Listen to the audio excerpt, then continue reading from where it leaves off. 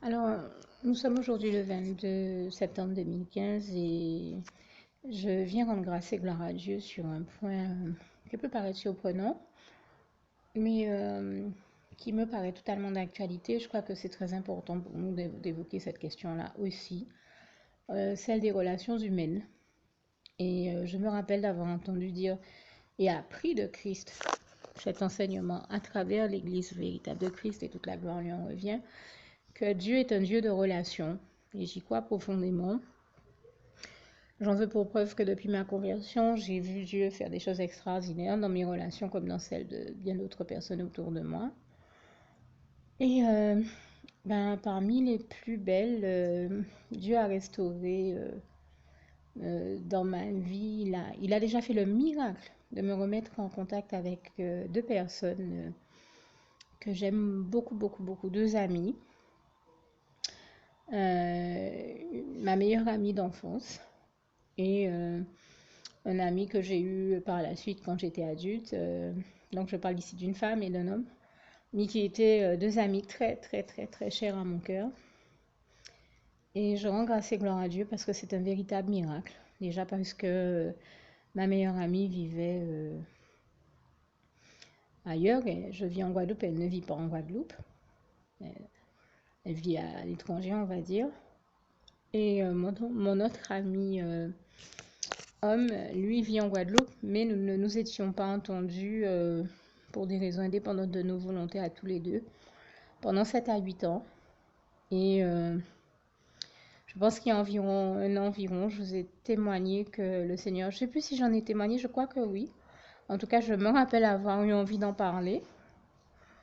Le Seigneur m'a fait rencontrer un autre ami d'enfance, un troisième ami, et il a mis au cœur de cet ami de me dire, mais où est ta meilleure amie? Toutes les deux, vous étiez toujours ensemble. Je suis étonnée de ne pas vous voir ensemble. Je lui dis, mais les choses de la vie étant ce qu'elles sont, elle est partie vivre à l'étranger, donc je ne la voyais plus. Et, euh, et Dieu a permis déjà que lors de notre conversation, qu'il se soit passé quelque chose de très beau, c'est que au nom de l'amitié sincère que nous avions quand nous étions enfants, il a accepté de prier avec moi, il a accepté le Seigneur Jésus, de lui donner sa vie. Comme vous pouvez le faire, hein, vous tous qui écoutez, qui n'avez peut-être pas encore fait cette prière, eh bien, je la rajouterai à la fin de ce témoignage. N'hésitez pas à accepter le Seigneur Jésus comme votre sauveur personnel. Donc, c'est une prière, la prière qu'il s'agit de dire pour ce faire, je la se retrouvera juste à la fin de ce témoignage que je suis en train de vous donner maintenant. Je referme ici la parenthèse. Et donc, il a accepté le Seigneur. Ça, c'était la plus belle chose, le plus beau moment, les plus beaux instants de notre communication et de notre rencontre ce jour-là. Parce que c'est la meilleure des choses à faire, hein, que d'accepter le Seigneur Jésus comme son sauveur personnel, puisque comme j'ai l'habitude de le dire, Dieu est le meilleur, il veut nous faire expérimenter le meilleur, et le choisir et lui dire oui, c'est forcément faire le choix du meilleur, et toute la gloire lui en revient. Et donc, après que Dieu m'ait fait ce très grand bonheur-là, il lui a mis à cœur de me dire, mais écoute, il se trouve que ta meilleure amie d'enfance et moi, nos pages Facebook sont liées, donc tu peux la retrouver à partir de ma page. J'ai dit, ah bon? Il m'a dit, mais oui, n'hésite pas, viens sur ma page et rentre en contact avec elle par le biais de ma page. Bon, j'ai compris que le Seigneur voulait nous remettre en contact. J'en ai apprécié l'idée, mais j'ai pas tout de suite réagi hein, parce que j'avais beaucoup de boulot. Je pense que ça m'est sorti de l'esprit. Je n'y ai pas pensé pendant un bon moment. Et puis, il a fallu que le Seigneur insiste il y a quelque temps. Je lui rends grâce et gloire. Il m'a mis à cœur de vraiment la recontacter de sa part. Et donc, on a discuté un peu. Je lui ai envoyé la prière en question dont je parle. Et c'est une prière que j'aime à partager avec le maximum de personnes, puisque je sais que dès que nous faisons cette prière, le Seigneur Jésus sauve nos vies et que c'est le premier pas que nous pouvons faire vers le paradis. Et en fait, comme je souhaite au maximum de personnes d'aller au paradis, que j'ai vraiment envie de voir le paradis. Moi, comme je pense beaucoup de chrétiens, on a tous envie de voir le paradis peuplé du maximum de personnes, à forte raison des personnes que nous avons aimées. Donc, j'ai partagé cette prière aussi avec elle. Et, en fait, j'ai trouvé très beau que Dieu lui ait mis à cœur de la faire et puis qu'elle m'ait répondu qu'elle a compris que moi aussi j'avais déjà donné ma vie à Jésus et qu'elle trouvait ça très merveilleux. Ça a beaucoup touché mon cœur, je rends grâce et gloire à Dieu. Et je rends grâce et gloire à Dieu surtout parce qu'il a fait le miracle de nous remettre en contact après, je pense, certainement plus de 20 ans que nous ne nous étions pas entendus. Je trouve ça vraiment extraordinaire. Je ne saurais pas dire depuis combien d'années exactement. Je sais qu'il y a bien plus de 10 ans, certainement plus de 15. J'évalue ça à environ 20 ans. Je ne saurais pas dire exactement combien d'années, mais je trouve ça très très beau. Et j'ai trouvé que ça valait la peine que je témoigne du fait que Jésus-Christ est l'auteur. Bien entendu, il est notre prince de paix, comme il est écrit en Ésaïe 9, versets 5 à 6. Et nous connaissons tous les passages merveilleux sur la question de la paix, de la parole de Dieu. Je pense notamment à Jean 14, verset 27, que j'aime lire depuis le verset 26. Vous en avez vraiment beaucoup. Et je sais que je terminerai par un autre de ces passages sur la paix qui est aussi l'un de mes préférés, c'est Philippiens 4, verset 7. Et donc, Jésus-Christ est non seulement notre prince de paix, il est l'auteur de toute paix et de toute réconciliation. Et je lui en rends grâce et gloire. Et donc, il a permis des réconciliations et des retrouvailles extraordinaires dans ma vie ces temps-ci. Il a restauré bon nombre de mes relations et je tenais à l'en remercier. Et ce sont déjà en soi de très grands miracles de Dieu. Et je tenais à rendre grâce et gloire à Dieu, à Jésus, à son Saint-Esprit. Vraiment, je le dis ici, toute la gloire lui en revient. Lui qui continue aujourd'hui encore en 2015 à accomplir les plus grands miracles et à faire les merveilles les plus extraordinaires, des prodiges, comme ce passage de Job 5, versets 8 à 9, nous en évoque bien la réalité. Puis je tenais aussi par ce biais-là à vous dire que je continue non seulement à contempler la splendeur glorieuse de son règne, comme il est écrit dans le psaume 145, versets 8 à 21, et ça c'est mon plus grand bonheur, mais à préciser que si tout comme moi vous vous retrouvez dans ces situations, bien j'ai pris le temps de faire ce témoignage pour vous encourager, mais permettez-moi de vous avertir que malheureusement dans ces situations-là aussi, l'ennemi s'invite et essaie de semer l'anarchie et la zizanie comme nous savons qu'il en a l'habitude. Mais grâce et gloire soient rendues à Dieu, à Jésus, à son Saint-Esprit qui vit en nous, qui est plus grand que celui qui est dans le monde, l'ennemi qui est vaincu, qui est déchu. Et toute la gloire en revient à Dieu, à Jésus, à son Saint-Esprit, puisque, enfin, comme il est écrit, comme ce passage 1 Jean 4, verset 4 nous l'évoque bien, bien entendu, puisque, alors même que Dieu faisait cette œuvre de restauration dans nos relations, j'ai vu l'ennemi, là où je vous témoigne très souvent que Dieu parle puissamment par le biais de Facebook. Malheureusement, des fois, l'ennemi raconte ses conneries aussi par Facebook. Et dès qu'il voit que Dieu nous parle puissamment par un biais, il s'invite derrière pour essayer soit de contredire Dieu, soit de le discréditer, soit là encore de perturber la bonne marche des choses.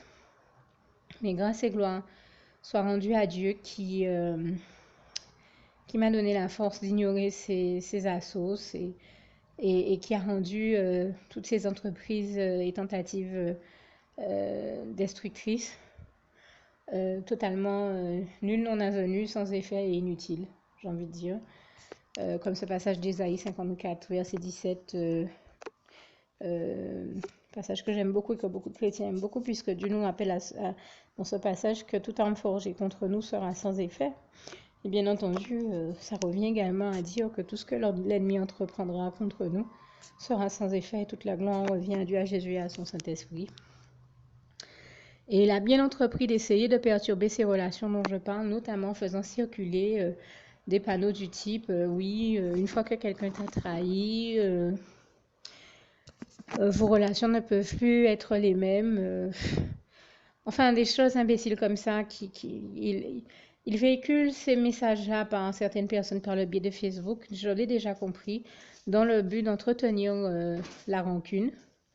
de nous empêcher de faire ce que le Saint-Esprit veut que nous fassions avec intelligence, c'est-à-dire rentrer dans ce processus de réconciliation et de paix. Et l'ennemi s'amuse à véhiculer par certains cette attitude d'entretenir la rancune, la rancœur, les relations problématiques, là où Dieu cherche à les apaiser et à régler le problème et à nous ramener à la réconciliation et à la paix. Donc, c'est l'occasion aussi pour moi d'apporter ces précisions-là avec ce témoignage-là et de vous inviter à ne pas vous laisser ni impressionner ni influencer par le diable qui, là où Dieu cherche à mettre la paix, quand Dieu cherche à mettre la paix quelque part, le diable cherche toujours à mettre le désordre. Là où Dieu cherche à mettre l'union, le diable cherche à mettre la désunion. Nous savons comment il est toujours en train de contredire Dieu et contrecarrer son œuvre.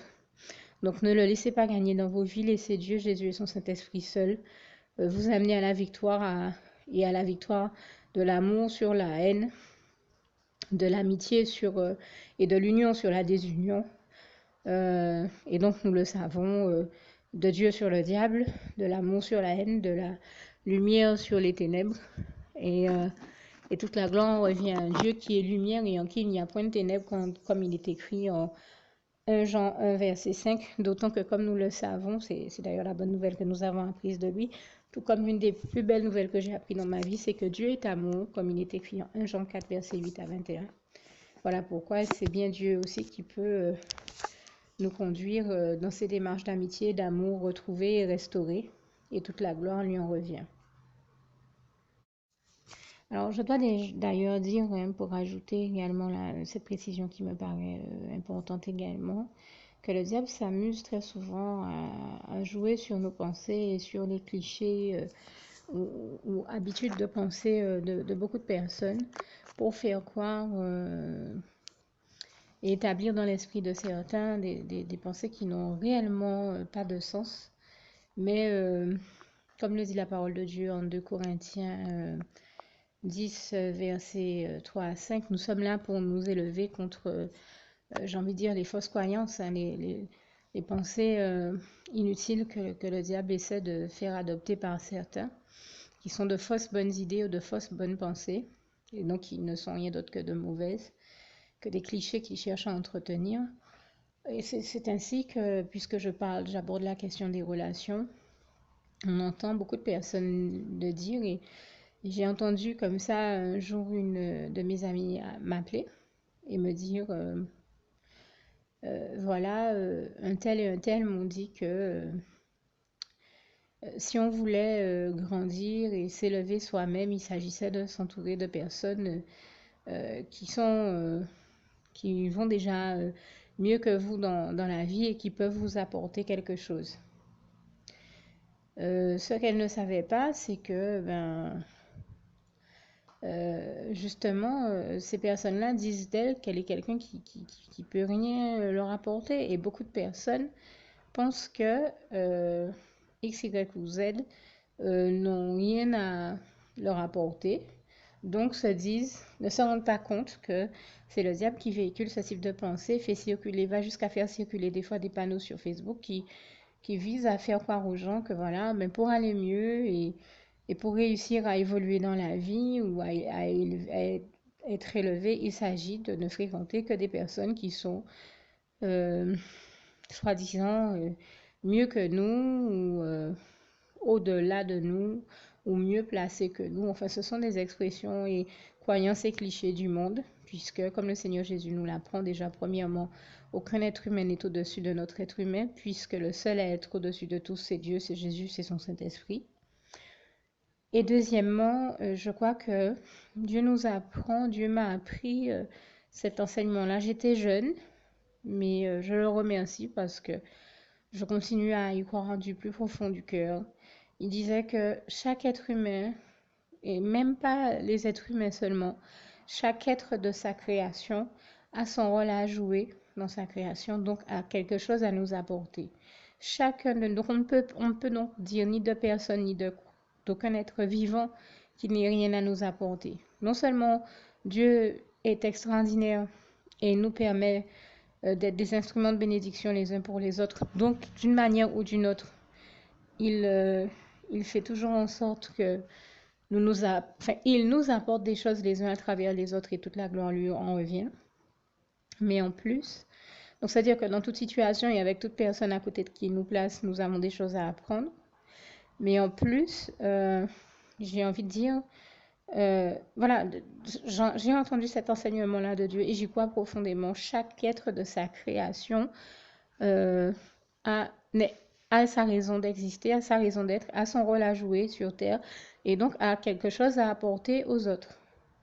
D'autant que Jésus ne nous a pas dit, enfin je le dis dans le sens où on peut apprendre beaucoup de choses même d'un animal, euh, même à partir d'une plante. On peut découvrir beaucoup de choses sur une plante. On peut apprendre des éléments, par exemple, sur la santé, quand on connaît ses vertus médicinales. Il y a tellement de choses à apprendre de tout ce qui nous entoure et surtout de tout ce que Dieu a créé. Tout ce qu'il a créé, il l'a créé pour une raison. Et ne perdez pas de vue que comme il est écrit dans le psaume 24, verset 1, à l'Éternel la terre et tout ce qu'elle renferme. Donc s'il a tout créé, qu'il est le seul maître et propriétaire de tout l'univers, s'il a placé des choses autour de nous, c'est qu'il a estimé qu'il était bon et qu'il était nécessaire que ces choses-là soient là et donc que nous en avions des choses à apprendre. Et ce sont des enrichissements, des bénédictions que Dieu a placées autour de nous, des éléments que Dieu a bénis, a placés autour de nous pour nous bénir, tout comme c'est également le cas des plantes qu'il a créées pour nous bénir et nous donner de la nourriture, comme ce passage du psaume 104, verset 14 nous le rappelle bien. Et je lui en rends grâce et gloire. Et donc, je dirais que c'est d'autant plus vrai que Dieu ne nous a pas invités à nous aimer les uns les autres, comme il est écrit en Jean 13, versets 34 à 35, sans raison. Il ne nous a pas dit séparez-vous les uns des autres en fonction de vos grades, etc., etc. Non, il nous a dit de nous aimer les uns les autres. Donc, il s'agit de le faire sans distinction. Il attend de nous que nous nous aimions vraiment les uns les autres et que nous fassions la paix, que nous nous réconcilions les uns avec les autres chaque fois que c'est possible et que nous continuions à aller de l'avant avec Dieu Jésus et son Saint-Esprit dans une démarche de paix, d'amour, de fraternité et que nous restions également dans l'unité de la foi en Jésus-Christ et donc de la fraternité en Jésus-Christ également, comme ce passage d'Éphésiens 4, verset 12 est un passage où Dieu nous y invite, comme il est en train de le faire ici et maintenant, et toute la gloire en revient à Dieu, à Jésus, à son Saint-Esprit. Donc que le Seigneur vous bénisse tous et surtout demeurez dans sa paix, sa lumière, sa joie, son amour. Et quand je dis demeurer dans sa paix, eh bien, je ne peux trouver meilleure conclusion que de vous citer ce passage si cher à mon cœur, qui est aussi le souhait de mon cœur pour vous, Philippiens 4, verset 7. Que la paix de Dieu qui surpasse toute intelligence garde vos cœurs et vos pensées en Jésus-Christ. À bientôt. Que Dieu vous garde et vous bénisse tous. Alors pour toutes celles et ceux qui ne l'auraient jamais encore fait auparavant, je partage avec vous ici la prière par le biais de laquelle le Seigneur Jésus m'a sauvé la vie et vous invite tout simplement à lui ouvrir vos cœurs, à être sincère avec lui dans ce que l'on va dire ici. Puisque si Dieu me met à cœur de partager avec vous cette prière, tout comme il le fait toujours avec chacun de nous, c'est tout simplement parce que Dieu nous a sauvé la vie, m'a sauvé la vie et nous a sauvé la vie à tous, tous ceux qui partageons avec les autres cette prière, et que nous l'avons vu nous faire tellement de bien, nous donner tellement d'amour, nous combler de bonheur dans les bras d'amour de Jésus, et bien que nous souhaitons au maximum de personnes d'aller aussi au paradis et de connaître le bonheur des bras d'amour de Jésus ainsi que d'être sauvés par lui. Mais bien entendu, pour être sauvé, encore faut-il prendre le temps de demander à l'être et d'accepter donc le Seigneur Jésus-Christ comme son sauveur personnel, ce qui est ici l'objet de cette prière.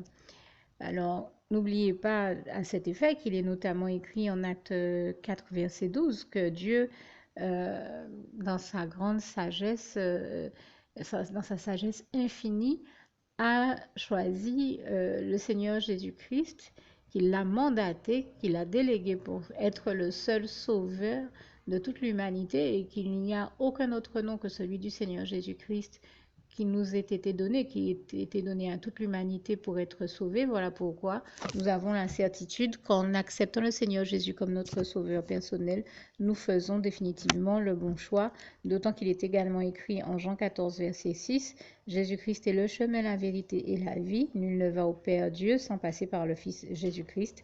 Voilà pourquoi nous devons donc adresser au Seigneur Jésus la prière qui suit. Donc, Seigneur Jésus-Christ, n'hésitez pas donc à dire cette prière à haute voix en vous mettant, bien entendu, dans un lieu où vous savez que vous pouvez prier en toute sérénité.